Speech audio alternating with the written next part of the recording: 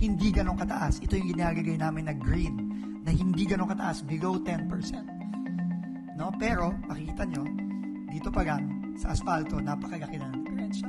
Next. Sheet pile. Ayan yan, mga sheet pile. Yung mga nakita nyo, na ginagamit na, hindi yero yan. Yan yung mga binabaon. Yan yung nakita natin sa Oriental Mindoro, halimbawa, na binaon pero maigsi.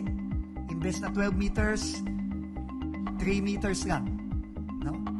Again, sa mga ibang regions, tulad ng Caraga at Region 12, above 50%. No? On average, it's 36% ang diferensya para sa sheet pile. So makikita nyo, no? Napakalaki ng diferensya, no? Sa iba't ibang region. Meron namang hindi ganun kasama, no? Pero marami din mga napakalaki. Next.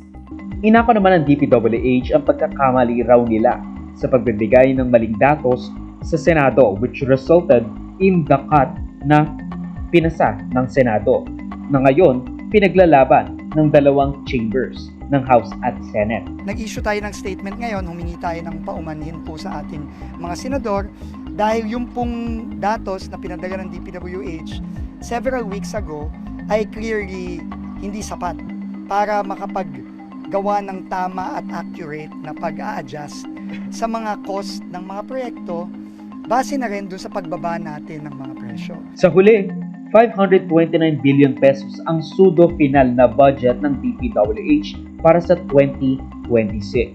A decrease of more than half sa 1 trilyong pisong total na allocations nila for 2025. Muntikat pa ngang maungusan yung DepEd na mas mababa rin kumpara sa unang budget na pinasa ng Senado at Kamara, ang budget na 529